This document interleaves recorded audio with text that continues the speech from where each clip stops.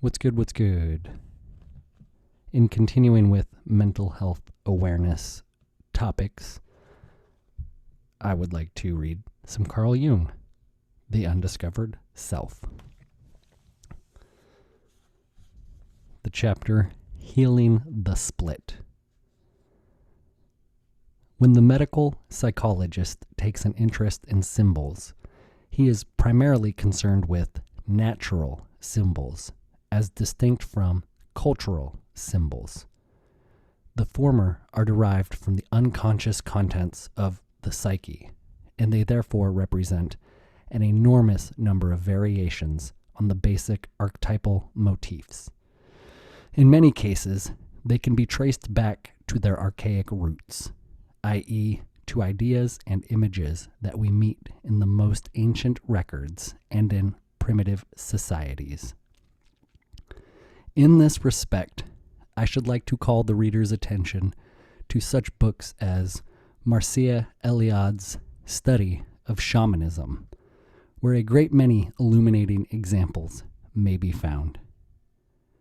Cultural symbols, on the other hand, are those that have expressed eternal truths or are still in use in many religions. They have gone through many transformations and even a process of more or less conscious elaboration, and in this way become the representations collectives of civilized societies. Nevertheless, they have retained much of their original numinosity, and they function as positive or negative prejudices with which the psychologist has to reckon very seriously. Nobody can dismiss these numinous factors on merely rational grounds. They are important constituents of our mental makeup and vital forces in the building up of human society, and they cannot be eradicated without serious loss.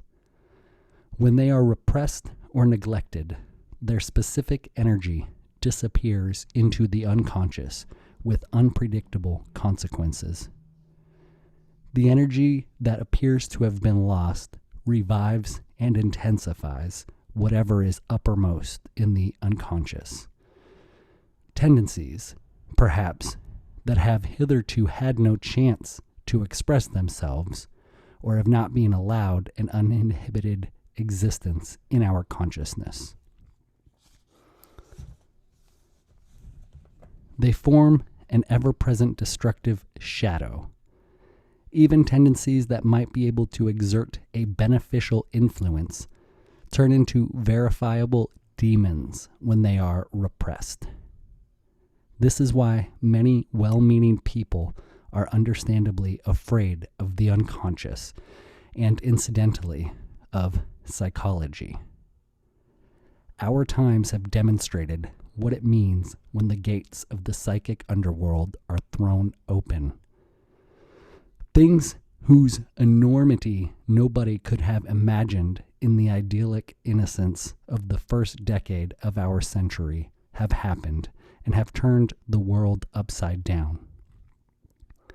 Ever since, the world has remained in a state of schizophrenia. Not only has the great civilized Germany disgorged its primitivity, but Russia also is ruled by it, and Africa has been set on fire. No wonder the Western world feels uneasy, for it does not know how much it plays into the hands of the uproarious underworld, and what it has lost through the destruction of its numinosities. It has lost its moral and spiritual values to a very dangerous degree. Its moral and spiritual tradition has collapsed and has left a worldwide disorientation and dissociation. We could have seen long ago from primitive societies what the loss of numinosity means. They lose their raison d'etre, the order of their social organizations, and then they dissolve and decay. We are now in the same condition. We have lost something we have never properly understood. Our spiritual leaders cannot be spared the blame for having been more interested in protecting their institutions than in understanding the mystery that symbols present. Faith does not exclude thought, which is man's strongest weapon. But unfortunately, many believers are so afraid of science and also of psychology that they turn a blind eye to the numinous psychic powers that forever control man's fate. We have stripped all things of their mystery and numinosity. Nothing is holy any longer. The masses and their leaders do not realize that it makes no substantial difference whether you call the world principle male and a father spirit, or female and a mother matter. Essentially, we know as little of the one as of the other. Since the beginning of the human mind, both were numinous symbols, and their importance lay in their numinosity and not in their sex or other chance attributes.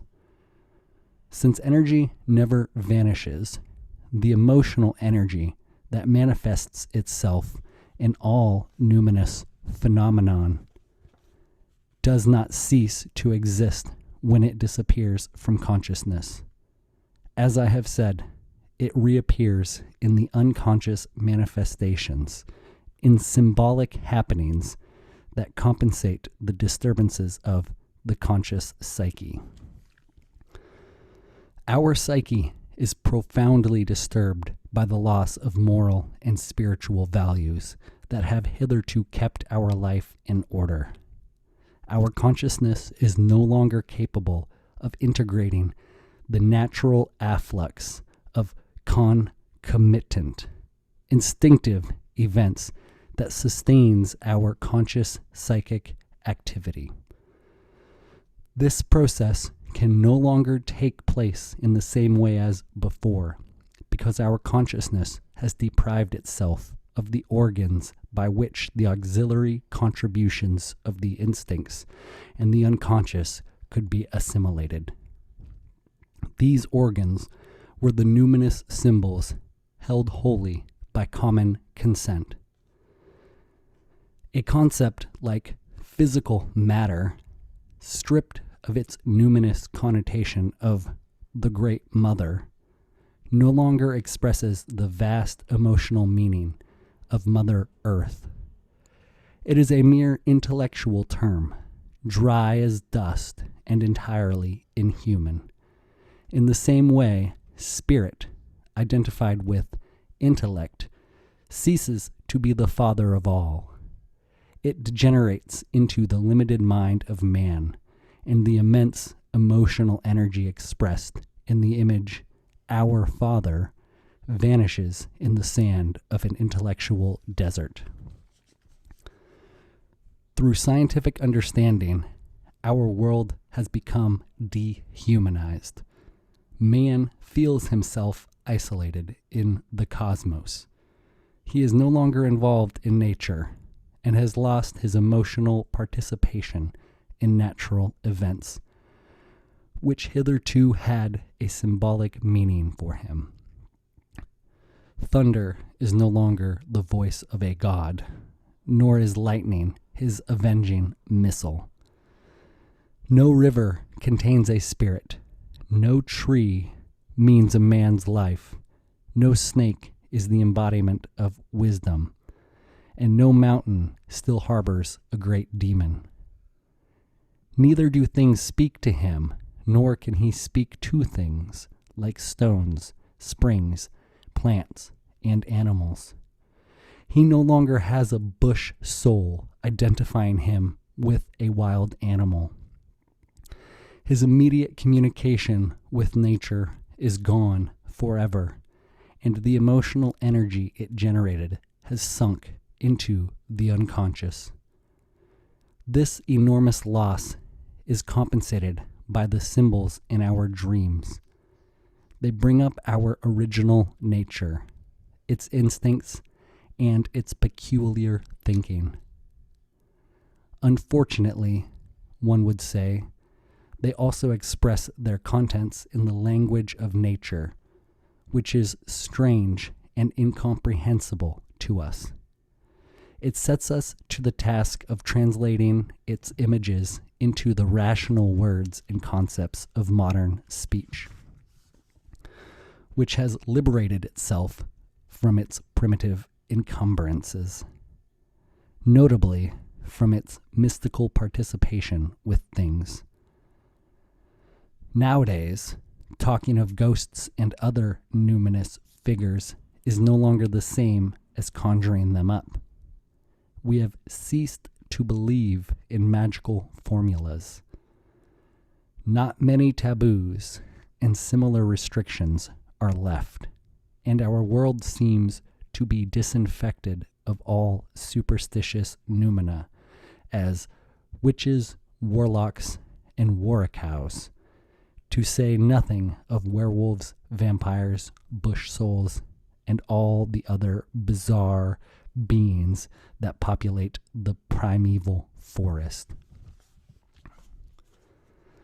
At least the surface of our world seems to be purified of all superstitious and irrational admixtures. Whether, however, the real inner world of man, and not our wish-fulfilling fiction about it, is also freed from primitivity in another question. Is not the number 13 still taboo for many people? Are there not still many individuals possessed by funny prejudices, projections, and illusions? A realistic picture of the human mind reveals many primitive traits and survivals, which are still playing their roles just as if nothing had happened during the last 500 years. The man of today is a curious mixture of characteristics acquired over the long ages of his mental development. This is the man and his symbols we have to deal with, and we must scrutinize his mental products very carefully indeed. Skeptical viewpoints and scientific convictions exist in him side by side with old-fashioned prejudices, outdated habits of thought and feeling, obstinate misinterpretations, and blind ignorance. Such are the people who produce the symbols we are investigating in their dreams. In order to explain the symbols and their meaning, it is essential to learn whether these representations are still the same as they ever were, or whether they have been chosen by the dream for its particular purpose from a store of general conscious knowledge.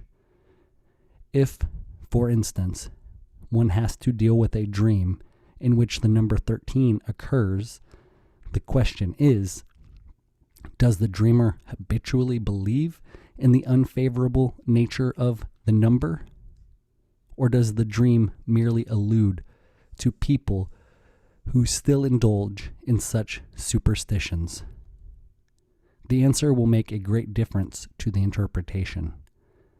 In the former case, the dreamer is still under the spell of the unlucky 13, and will therefore feel most uncomfortable in room number 13, or sitting at a table with 13 people.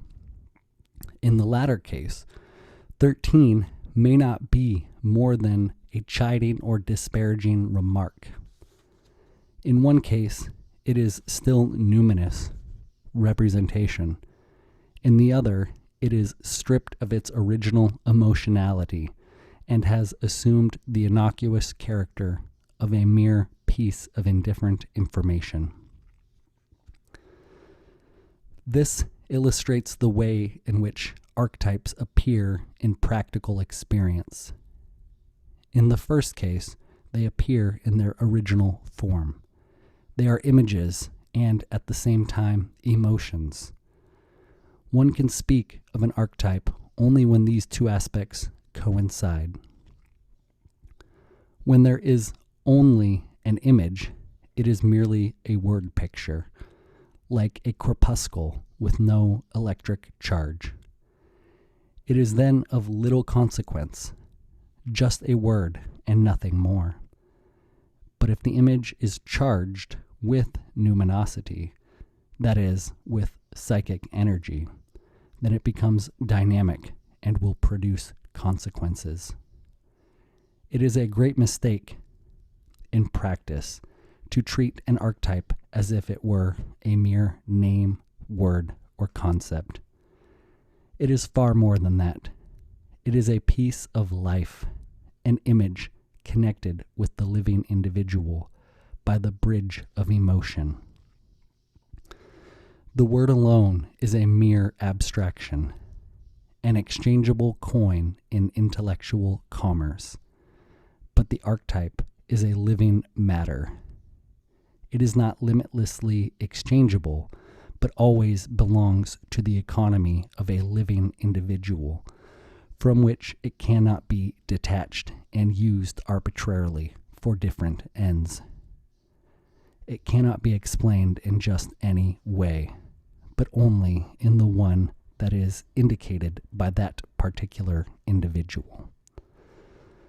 Thus, the symbol of the cross in the case of a good Christian can be interpreted only in the Christian way, unless the dream produces very strong reasons to the contrary, and even though the specifically Christian meaning should not be lost sight of. The mere use of words is futile if you do not know what they stand for. This is particularly true in psychology, where we speak of archetypes like the anima and animus, the wise old man, the great mother, and so on. You can know about all the saints, sages, prophets, and other godly men, and all the great mothers of the world. But if they are mere images whose numinosity you have never experienced, it will be as if you were talking in a dream, for you do not know what you are talking about. The words you use are empty and valueless, and they gain life and meaning only when you try to learn about their numinous. I'm going to restart that sentence. The words you use are empty and valueless, and they gain life and meaning only when you try to learn about their numinosity, their relationship to the living individual. Then only do you begin to understand that the names mean very little, but that the way they are related to you is all important. The symbol producing function of our dreams is an attempt to bring our original mind back to consciousness, where it has never been before, and where it has never undergone critical self-reflection. We have been that mind, but we have never known it. We got rid of it before understanding it.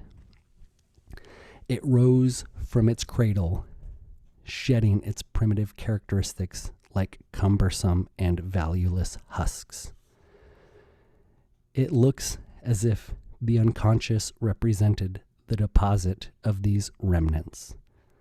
Dreams and their symbols continually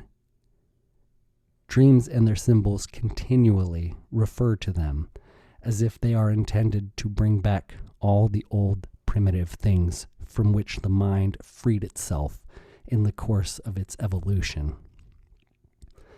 Illusions, childish fantasies, archaic thought forms, primitive instincts. This is, in reality, the case, and it explains the resistance, even fear and horror one experiences in approaching the unconscious. One is shocked less by the primitivity of its contents than by their emotionality. They are not merely neutral or indifferent. They are so charged with affect that they are often exceedingly uncomfortable. They can even cause real panic, and the more they are repressed, the more they spread through the whole personality in the form of a neuroses. It is just their emotionality, however, that gives them such a vital importance.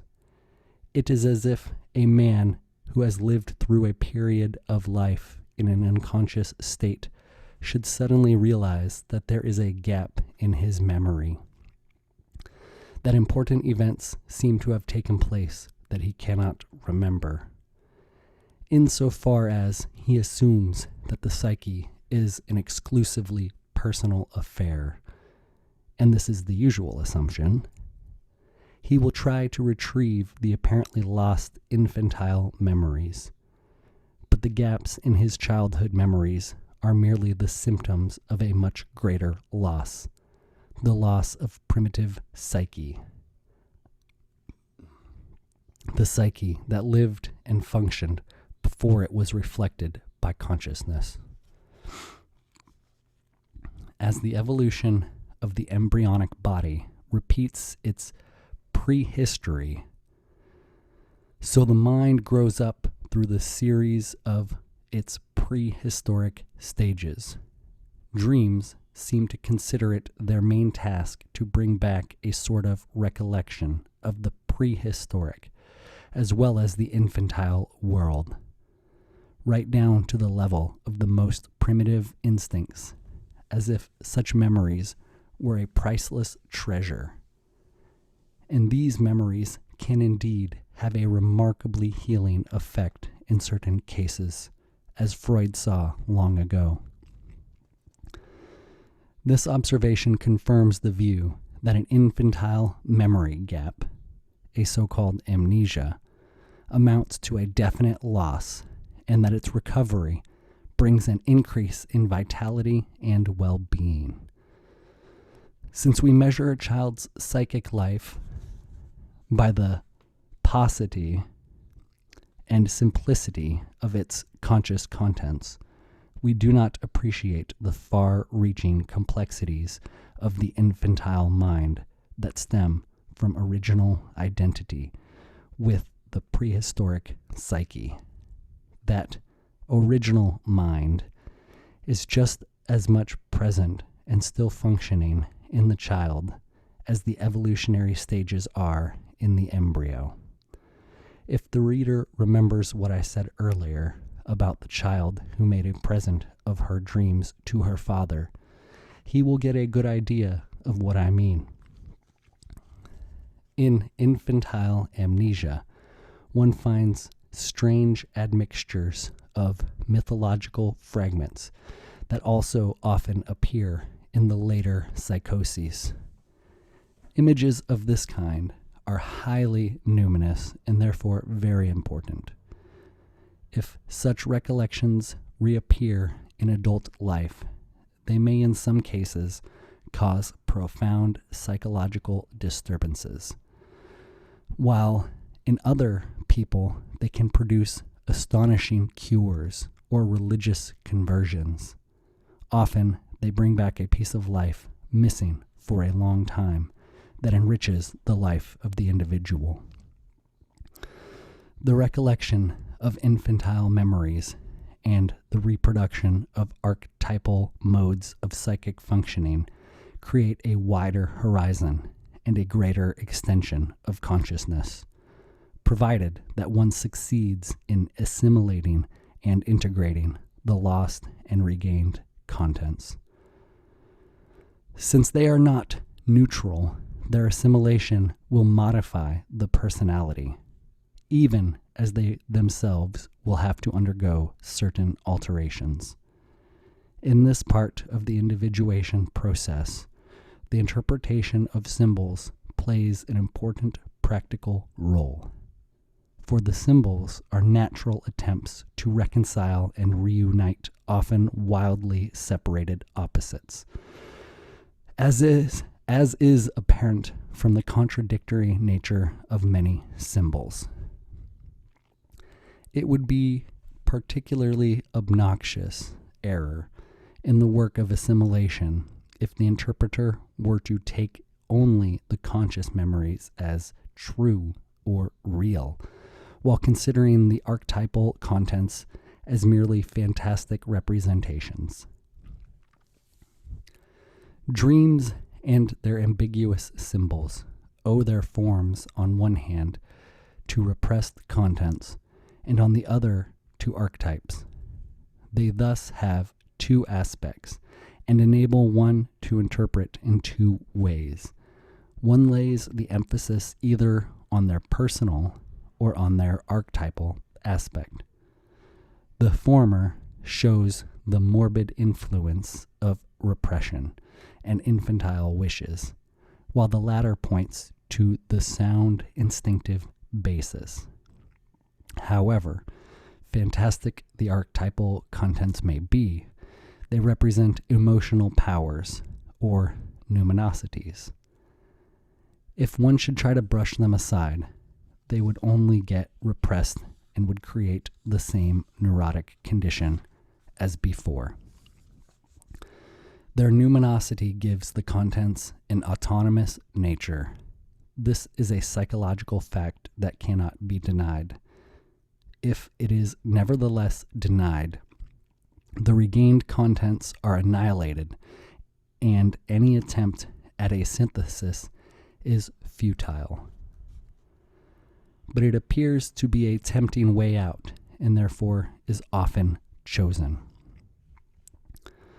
Not only is the existence of archetypes denied, but even those people who do admit their existence usually treat them as if they were mere images and forget that they are living entities that make up a great part of the human psyche.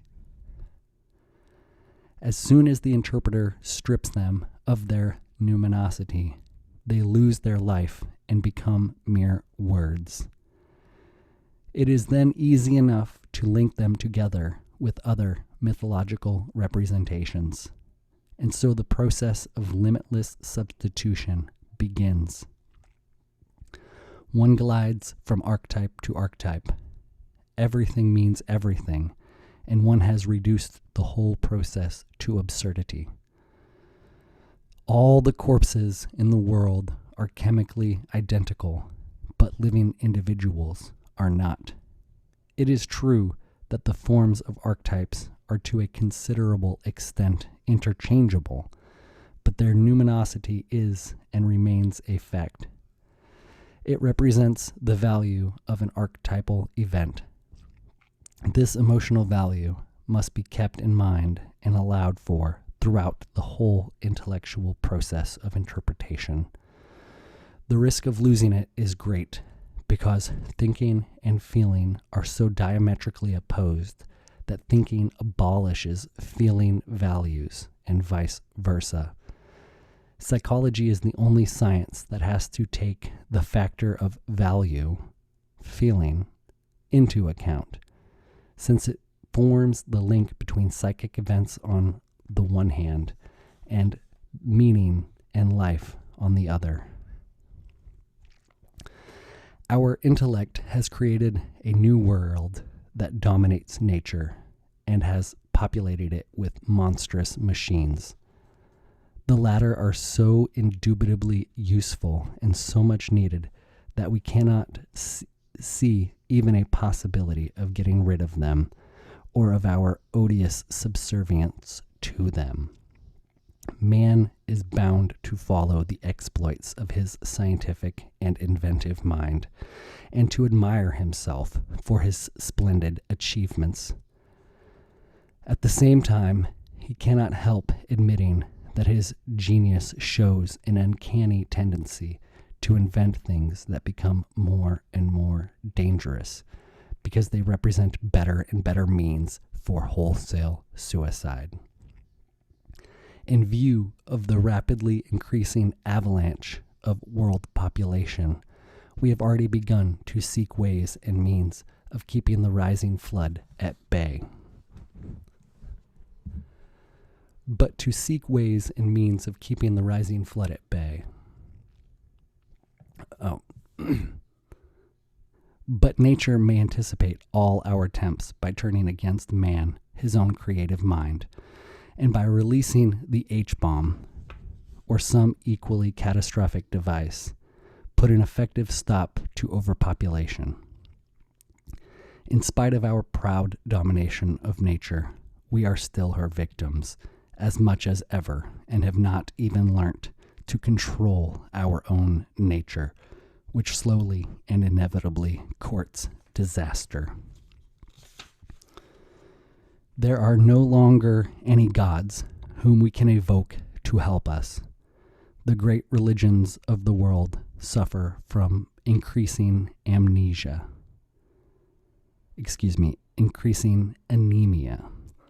because the helpful noumena have fled from the woods, rivers, mountains, and animals, and the god-men have disappeared underground into the unconscious. There, we suppose, they lead an ignominious existence among the relics of our past, while we remain dominated by the great raison, who is our overwhelming illusion. With her aid, we are doing laudable things. We rid the world of malaria. We spread hygiene everywhere, with the result that the underdeveloped populations increase at such a rate that food is becoming a problem. We have conquered nature is merely a slogan. In reality, we are confronted with anxious questions, the answers to which seem nowhere in sight. The so-called conquest of nature overwhelms us with the natural fact of overpopulation and makes our troubles more or less unmanageable because our psychological incapacity to reach the necessary political agreements.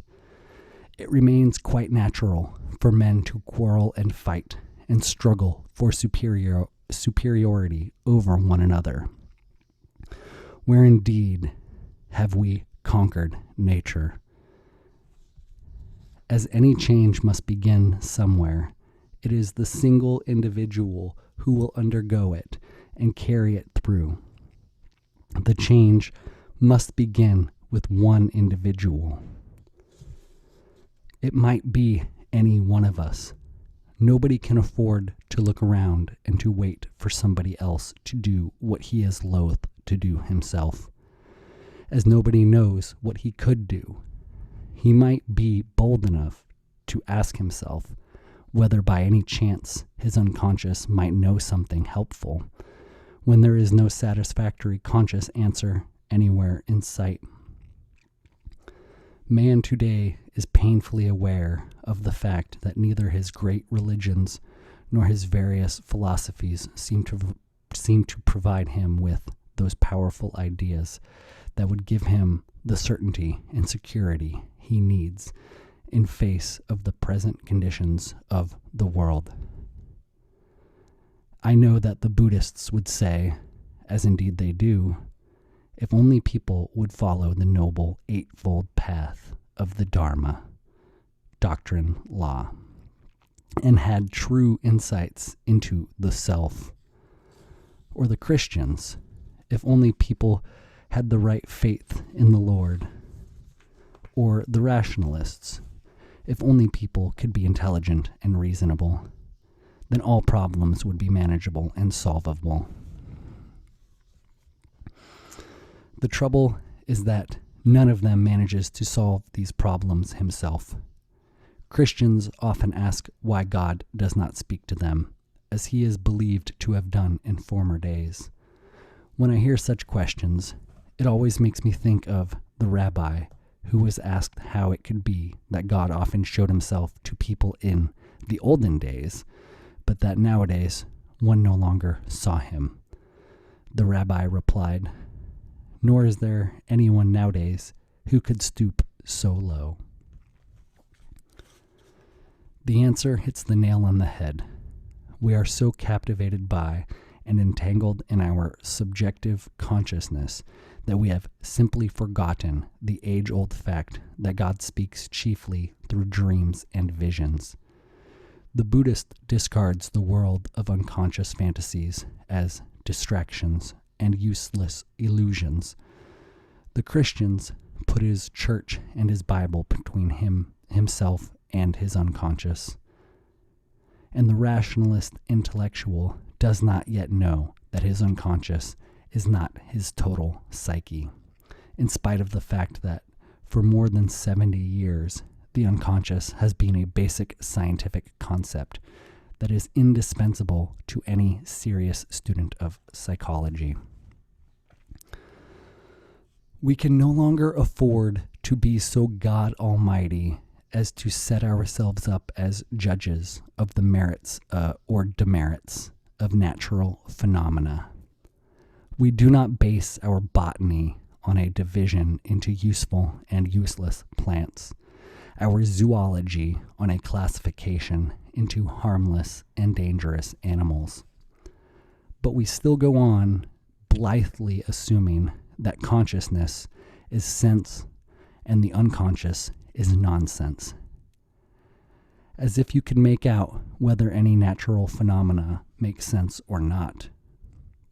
Do microbes, for instance, make sense or not? Such evaluations merely demonstrate the lamentable state of our mind, which conceals its ignorance and incompetence under the cloak of megalomania. Certainly, microbes are very small and most despicable, but it would be folly to know nothing about them. Whatever else the unconscious may be, it is a natural phenomenon that produces symbols, and these symbols prove to be meaningful. We cannot expect someone who has never looked through a microscope to be an authority on microbes. In the same way, no one who has not made a serious study of natural symbols can be considered a competent judge in this matter. But the general undervaluation of the human psyche is so great that neither the great religions, nor the philosophies, nor scientific rationalism have been willing to look at it twice.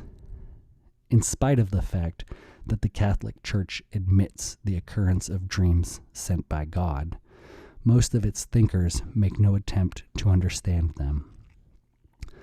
I also doubt whether there is a Protestant treatise on dogmatics that would stoop so low as to consider the possibility that the vox Dei might be perceived in a dream. But if somebody really believes in God, by what authority does he suggest that God is unable to speak through dreams? I have spent more than half a century investigating natural symbols, and I have come to the conclusion that dreams and their symbols are not stupid and meaningless. On the contrary, dreams provide you with the most interesting information if you only take the trouble to understand their symbols. The results, it is true, have little to do with such worldly concerns as buying and selling. But the meaning of life is not exhaustively explained by your business activities, nor is the deep desire of the human heart answered by your bank account, even if you have never heard of anything else. At a time when all available energy is spent in the investigation of nature, very little attention is paid to the essence of man, which is his psyche, although many researchers are made into its conscious functions. But the really unknown part, which produces symbols, is still virtually unexplored. We receive signals from it every night, yet deciphering these communications seems to be such an odious task that very few people in the whole civilized world can be bothered with it. Man's greatest instrument, his psyche, is little thought of, if not actually mistrusted and despised. It's only psychological too often means it is nothing. Where exactly does this immense prejudice come from? We have obviously been so busy with the question of what we think that we entirely forget what the unconscious psyche thinks about us. Freud made a serious attempt to show why the unconscious deserves no better judgment, and his teachings have inadvertently increased and confirmed the existing contempt for the psyche. Before him, it had been merely overlooked and neglected. Now it has become a dump for moral refuse and a source of fear. This modern standpoint is surely one-sided and unjust. It does not even accord with the known facts.